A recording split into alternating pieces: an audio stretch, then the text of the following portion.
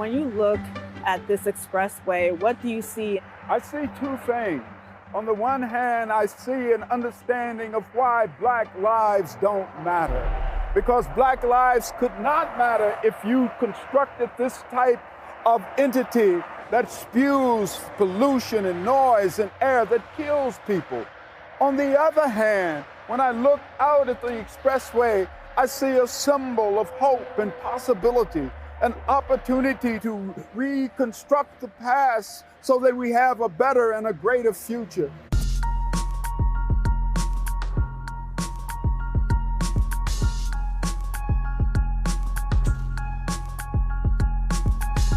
This is East Buffalo, or what most people here call the East Side.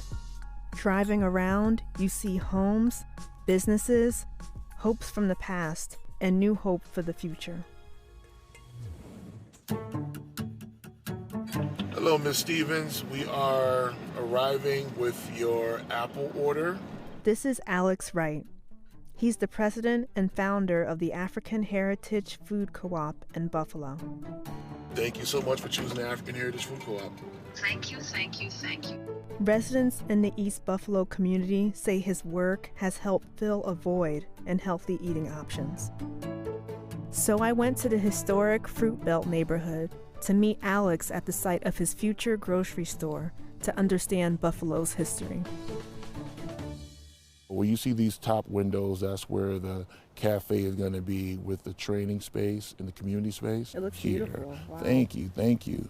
Why was it so important for you to start this initiative? I'm an East Buffalo kid, and you don't have enough businesses who are owned and operated by folks who look like me. With the cooperative, any community kid can grab this for the next 100 years. And that's why I wanted to do it, because I wanted to do something that would be significant well beyond me.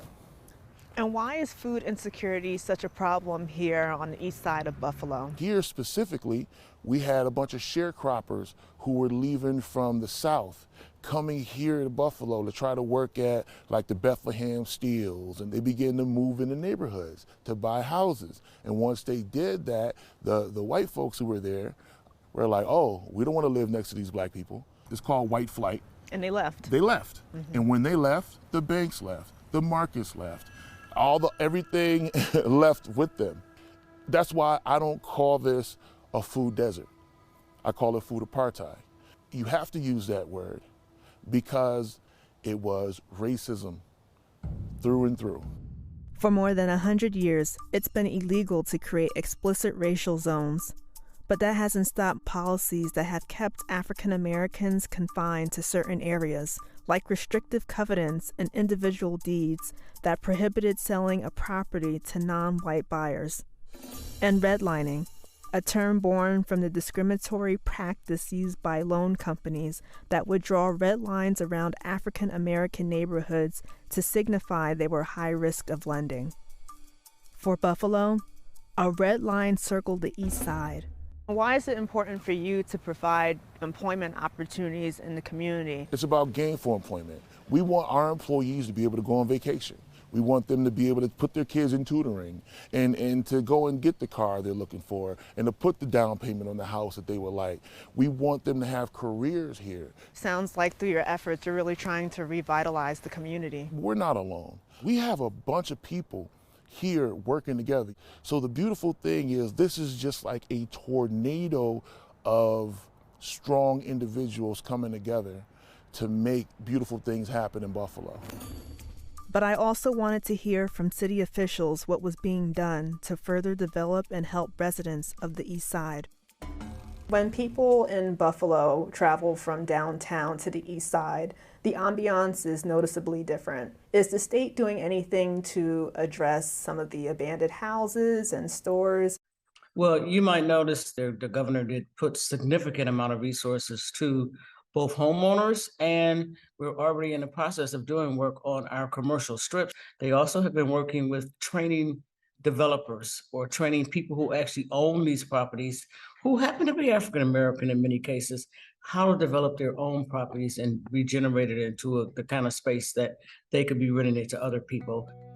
There are a number of people from the community who have started their own initiatives to grow healthy food. The state has invested in the Heritage Food Co-op, where they are building out and preparing to be a continuous year-long business. As Alex and other community members reclaimed the city blocks, I wanted to know how these vacant lots and worn buildings came to be. I had to look no further than the Kensington Expressway. It has played a central role in making Buffalo the 6th most segregated metro area in the nation on the White-Black Index. I asked Dr. Henry Louis Taylor, a historian and urban planner, to meet there. When you look at this expressway, what do you see? I see two things. On the one hand, I see an understanding of why Black lives don't matter. Because Black lives could not matter if you constructed this type of entity that spews pollution and noise and air that kills people. On the other hand, when I look out at the expressway, I see a symbol of hope and possibility, an opportunity to reconstruct the past so that we have a better and a greater future, an opportunity to rectify the wrongs of past years, an opportunity to create a world where Black lives do matter. So all of this is a part of the story of Buffalo, race relations, and the kinds of tensions that exist inside of the African American community. And what are some of the challenges that this highway created specifically for the residents, the Black residents living in East Buffalo? Well, many of the folks who were moving into the area, as they began to buy these houses in this location, they had no idea that they were going to build an expressway. The Humboldt Parkway was a magnificent, beautiful thing that connected Martin Luther King Park to Delaware Park. And people couldn't wrap their head around the idea that someone would tear it up. So they lowered the red line so that Blacks could buy houses within this area, knowing that as they bought those houses, they would be devalued and lose impact. And now there are a lot of abandoned houses in this area. Why is that the case? As the property was devalued, it was hard to sell. People would get moved out of the location in the area. That generated the abandonment. Then they would tear down houses, which created the vacancy.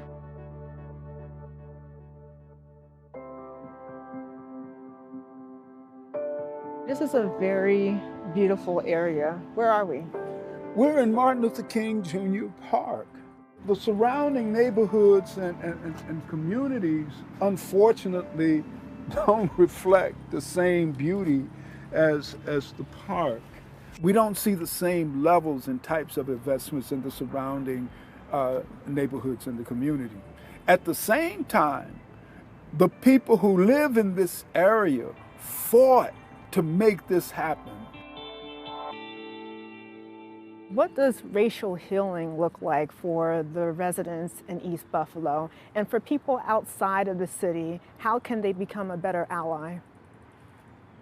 We saw the moment of racial healing when we saw lots of whites and brown and other people of color come by tops.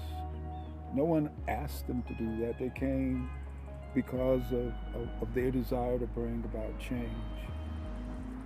Racial healing is the same as anti-racism.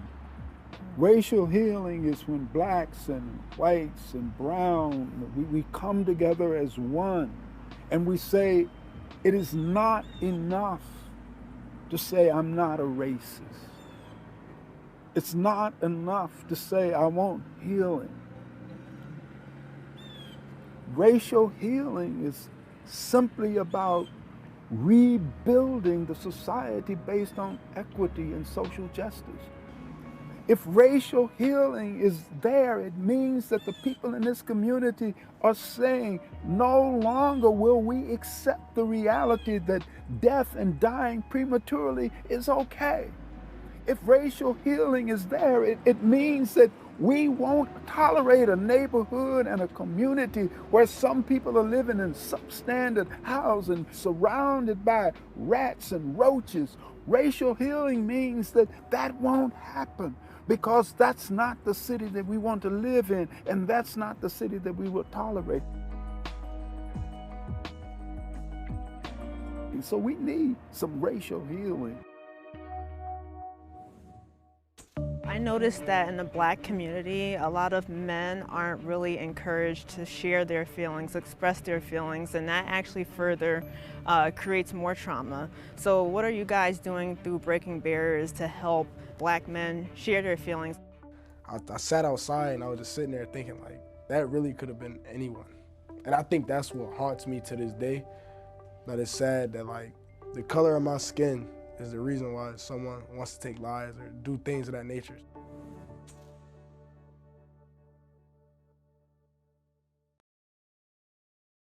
Thanks for watching our YouTube channel. Follow today's top stories and breaking news by downloading the NBC News app.